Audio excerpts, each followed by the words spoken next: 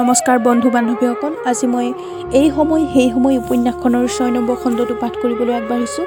আপোনালোকে গোটেই খণ্ডটো শুনক, ভাল পাব। সঁচাকৈ এখন ভাল উপন্যাস। সপোন দেখাৰ দৰে লাগিছে শুভঙ্কৰ। আশ্চৰ্য আৰু আনন্দ মিশ্ৰিত হৈ থকা মাতেৰে অদিতিয়ে ক'লে, বহুত বছৰ পিছত তোমাক দেখিলোঁ, এটা যুগতকৈও বেছি। শুভঙ্কৰে হাঁহিলে। গম্ভীৰ পুৰুষ কণ্ঠ ভেদ কৰি জিৰিককৈ সৰি পৰিল অতীতৰ ডাঙৰিৰ পৰা আৱেগৰ এমুঠি ধান। অদিতি বিহ্বল হৈ পৰিল পৰিমাপহীন আৱেগত। তুমি গুৱাহাটীলৈ কেতিয়া আহিলা শুভঙ্কৰ? তুমি ইয়াত থকা বুলি মই কেতিয়াও কাৰো মুখত শুনা নাই। কেনেকৈ শুনিবা? কাৰোবাক জানো লগ পোৱা? সঁচা, ইমান বছৰ কাৰো লগতেইতো যোগাযোগ নাছিল অদিতিৰ। যোগাযোগ কৰিব খোজা সকলো বন্ধুক বিমুখ কৰিছিল অদিতিয়ে। উত্তৰ দিয়া নাছিল কাৰো এখনো চিঠিৰ, ধৰা নাছিল কাৰো টেলিফোন। অদিতিয়ে যে কাৰো লগত যোগাযোগ ৰাখিব খোজা নাই, সেই কথা বুজি পোৱাৰ পিছত কোনেও যোগাযোগ নকৰা হৈছিল। পৰিচিত সমাজৰ পৰাই নহয়, নিজৰ পৰা দূৰলৈ গুচি যাব খুজিছিল অদিতি। পাহৰি পেলাব খুজিছিল গ্লানিমলিন দিনবোৰ। বহুত কষ্ট কৰি নিজক সংহত কৰিছিল অদিতিয়ে, নিজক সাজু কৰিছিল এক অন্য জীৱনৰ বাবে। ঠিকেই কৈছা। গুৱাহাটীলৈ অহাৰ পিছতো কাকো তেনেকৈ লগ পোৱা নাই। আজি কি জানো হৈছে, পুৱা প্ৰভাকৰ আৰু নিভাক লগ পালোঁ। তাৰ পাছত অলকেশে ফোন কৰিলে। এতিয়া আহি তোমাক লগ পালোঁ। মনটো কেনে লাগিছে বুজাব নোৱাৰোঁ শুভঙ্কৰ। স্বনিৰ্বাসন বোধ কৰোঁ শেষ খবৰ হ'ল। শুভঙ্কৰে হাঁহিলে। স্বনিৰ্বাসন। অদিতি অবাক হৈ গ'ল। ক'ত শুনিলে এই শব্দটো শুভঙ্কৰে? কেনেকৈ জানিলে সি অতবোৰ বছৰে যে নিজকে নিৰ্বাসিত কৰি ৰাখিছিল অদিতিয়ে? কোনে ক'লে তাক? চন্দনক কোৱা কথা কেনেকৈ জানিব পাৰে শুভঙ্কৰে? চন্দনৰ লগত শুভঙ্কৰৰ যোগাযোগ আছে নেকি? কোনে ৰাখিছে যোগাযোগ? চন্দনে ৰাখিব পাৰে। এই গড় চূড়াত বাস কৰা ডাঙৰ মানুহ চন্দন ফুকনে টিউচন কৰি জীৱন ধাৰণ কৰা শুভঙ্কৰৰ লগত। শুভঙ্কৰে পিন্ধি থকা কাপোৰ সাজ, কোঠাটো, সামগ্ৰিক পৰিৱেশে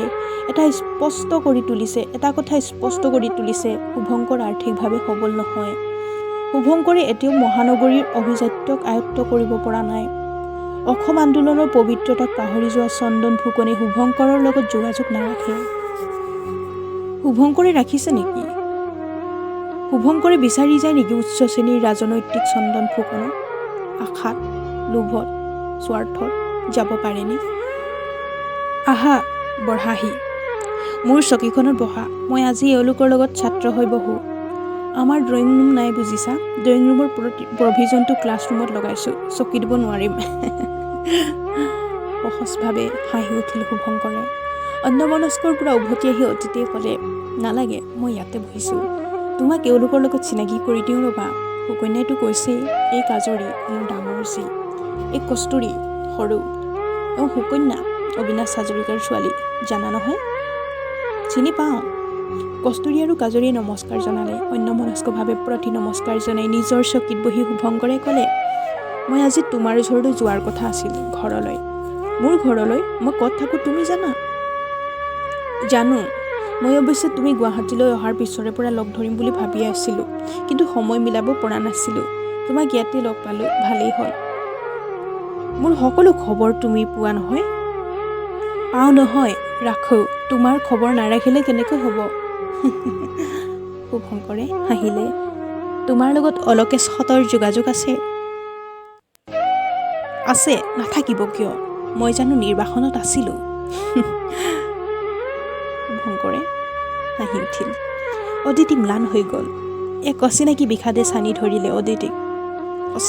সঁচা কৈছে শুভঙ্কৰে। শুভঙ্কৰৰ সেই সকলোৰ লগত যোগাযোগ আছে যিসকল এদিন অদিতিৰো আপোন আছিল, খুব আপোন আছিল। ইচ্ছা কৰা হ'লে তেওঁলোকৰ লগত অদিতিয়ে যোগাযোগ ৰাখিব পাৰিলেহেঁতেন। অদিতিয়েও শুভঙ্কৰৰ দৰে এক আত্মীয় পৰিৱেশটিত জীৱনমুখিতাত বাস কৰি থাকিব পাৰিলেহেঁতেন। নোৱাৰিলে। অদিতি গুচি গ'ল পৰিচয়হীনতালৈ, বন্ধুত্বহীনতালৈ, নিসংগতালৈ, অভিমানত, ক্ষোভত, হতাশাত, অপৰাধবোধত। নহয়, আৰু এটা কাৰণ আছিল। এটা বিশেষ কাৰণ, কাজৰীৰ কাৰণেই অৱশেষত এটা সিদ্ধান্তত উপনীত হ'ব পাৰিছিল বিশৃংখল জীৱনত বিপৰ্যস্ত হৈ পৰা অদিতি কাজৰীৰ হাতত ধৰি নতুনকৈ জীৱন আৰম্ভ কৰাৰ সিদ্ধান্ত লৈছিল। সেই জীৱনত লাহে লাহে অভ্যস্ত হৈ পৰিছিল অদিতি, সহজ হৈ পৰিছিল, লাহে লাহে জয় কৰি পেলাইছিল বিশৃংখল হৈ পৰা জীৱনে দিয়া গ্লানি আৰু যন্ত্ৰণা। আনকি গুৱাহাটীলৈ উভতি অহাৰ পিছতো এক সীমাবদ্ধ জীৱনৰ মাজত সহজভাৱেই পাৰ কৰি আহিছিল দিনবোৰ। কিন্তু আজি হঠাৎ ঢৌৰ পিছত ঢৌৱে আহি জগাই তুলিছে অদিতিক, টানি লৈ যাব খুজিছে নিজৰ অতীতলৈ, অতীতৰ যন্ত্ৰণা, আনন্দ, উদ্দীপনা, প্ৰেম অপ্ৰেমৰ মাজলৈ। নিজৰ কষ্টাৰ্জিত শান্ত গম্ভীৰ ৰূপক যেন আয়ত্তত ৰাখিব পৰা নাই। অদিতিক দেখিছে কাজৰী আৰু কস্তুৰীয়ে মাকৰ এই অপৰিচিত আৱেগ ৰঞ্জিত মুখলৈ অবাক হৈ চাই আছে ডাঠ প্ৰেমৰ চশমা পিন্ধা গম্ভীৰ মুখৰ অত্যন্ত ব্যক্তিত্বশালী যেন লগা দীৰ্ঘদেহী বয়স্ক বিজ্ঞানৰ শিক্ষকজনৰ মুখলৈ। শুভঙ্কৰ, এইজনেই মাকৰ মুখত শুনা শুভঙ্কৰ। এইজন শুভঙ্কৰৰ কথা মাকে সিহঁতক কিমান বাৰ কৈছে হিচাপ নাই। ফটোও দেখিছে। শুভঙ্কৰেই নহয়, তেওঁলোকে আদিত্যৰ কথা শুনিছে, অৰণ্যৰ কথা শুনিছে, কবিতা, বলভদ্ৰ আৰু কিমানৰ কথা যে শুনিছে। সৰুৰে পৰা শুনি শুনি মুখস্থ হৈ গৈছে নামবোৰৰ লগত জড়িত হৈ থকা ঘটনাবোৰ। মাকৰ হাতত থকা এলবামটোত তেওঁলোকৰ ফটো আছে। আপুৰুগীয়া সম্পদৰ দৰে মাকে এলবামটো সংৰক্ষণ কৰি ৰাখিছে। সেই ফটোবোৰৰ মাজত শুভঙ্কৰৰ ফটোও আছে। কিন্তু এই মধ্যবয়স্ক বিজ্ঞানৰ শিক্ষকজনৰ লগত ফটোত দেখা সেই ক্ষীণ-মীন কলেজীয়া বয়সৰ শুভঙ্কৰৰ কোনো মিলেই নাই। এইখন এখন সমাহিত গম্ভীৰ মুখ। সেইখন মুখ আছিল এযোৰ উজ্জ্বল চকুৰ যুৱকৰ। হাতত ফ্লেগ লৈ মিছিলৰ সন্মুখত থিয় হৈ থকা এজন অন্য যুৱকৰ। ঠিক যেন কাজৰীহঁতৰ বয়সৰ, কাজৰীহঁতৰ দৰেই। এই মানুহজন মাকৰ বন্ধু আছিল, সহপাঠী আছিল। এই মানুহজন এদিন এটা আন্দোলনৰ কৰ্মী আছিল। এই মানুহজনে জেল খাইছিল, পুলিচ CRPৰ লাঠিৰ কোব খাইছিল। এই মানুহজনৰ বাহুতেই খুকুৰীৰে ৰেপি অদিতি চৌধুৰী নামৰ কাজৰীহঁতৰ মাকজনীৰ কথা সুধিছিল প্ৰলয় গোস্বামী নামৰ দুৰ্ধৰ্ষ SP-জনে। কাজৰীহঁতে বহুত কথা জানে। সেই দিনবোৰৰ কথা মাকে সিহঁতক সাধু কোৱাদি কয়। সৰু থাকোঁতেও কৈছিল, এতিয়াও কয়। মাকে যেন জীৱন্ত কৰি ৰাখিব খোজে সেই দিনবোৰ, উদ্দীপ্ত হৈ উঠিব খোজে সেই দিনবোৰক মনত পেলাই। আন্দোলনৰ কথাবোৰ কৈ থাকোঁতে কাজৰীহঁতে এক আশ্চৰ্য জ্যোতিত উদ্ভাসিত হৈ উঠা দেখে মাকৰ মুখখন। এতিয়াও শুভঙ্কৰ নামৰ বন্ধুজনৰ লগত কথা পাতি থকা মাকক কিমান বেলেগ হৈ যোৱা যেন লাগিছে। ঢাক খাই গৈছে কাজৰী কস্তুৰীৰ মাকজনী। ওলাই আহিছে এজনী অন্য মানুহ। শান্ত আৰু গম্ভীৰ চকুবোৰ লুকাই গৈছে।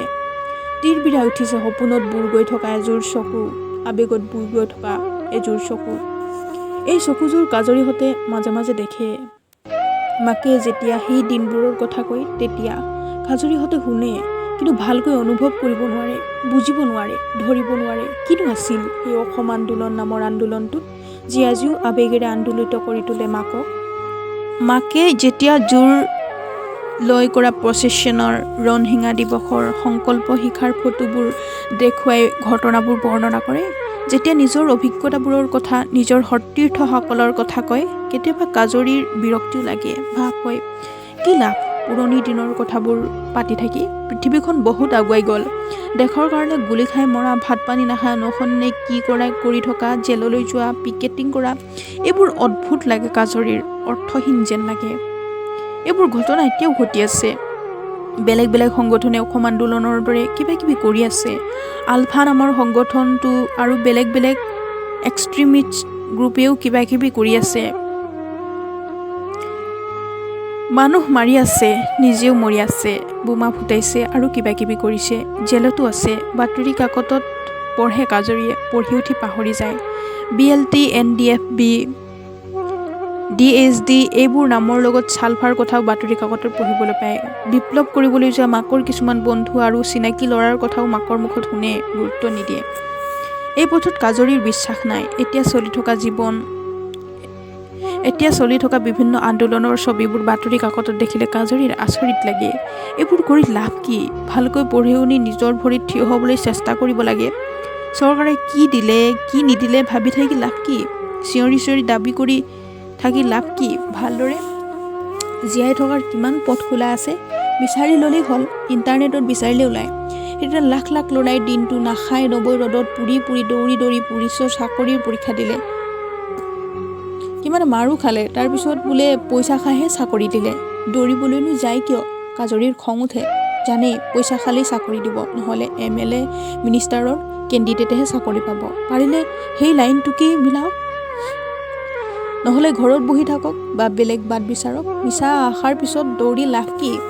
কাজৰী কেতিয়াও এনে কাম নকৰে। লোকলৈ আশা কৰি থাকিলে কেতিয়াও সাফল্য নাহে। সাফল্য অৰ্জন কৰি ল'ব লাগিব। তাৰ কাৰণে নিজকে যোগ্য কৰি তুলি ল'ব লাগিব। পথ বিচাৰি ল'ব জানিব লাগিব, সাহস লাগিব, মনোবল লাগিব। তেতিয়াহে অভিমান ক্ষোভ প্ৰকাশ কৰি নাখাই নবৈ অনশন কৰি পুলিচৰ লাঠিৰ কোব খাই গুলি খাই একো লাভ নাই। এইবোৰ কৰিলে সোণালী ভৱিষ্যত এটা কোনোবাই সোণৰ কাঁহীত আনি দিবহি নেকি? মাহঁতে এনেকুৱা আন্দোলন কৰিছিল যেন লাগে কাজৰীৰ। এনেকৈ মিছা আশাৰ পিছত দৌৰিছিল যেন লাগে। সেইকাৰণে কিজানি মাকৰ মনত ইমান কষ্ট। মাকে নকলেও মাকৰ মনৰ কষ্টৰ কথা জানো কাজৰীয়ে নুবুজে? বুজে, কিন্তু সেই কষ্টৰ কাৰণে কাজৰীয়ে কোনো সমব্যথা অনুভৱ নকৰে। আন্দোলনটোক বুজিব পৰা হ'লে হয়তো অনুভৱ কৰিব পাৰিলেহেঁতেন। কিন্তু সেই দিনবোৰক সজীৱ কৰি তুলি কাজৰীহঁতক দেখুওৱাৰ কোনো উপায় মাকৰ হাতত নাই।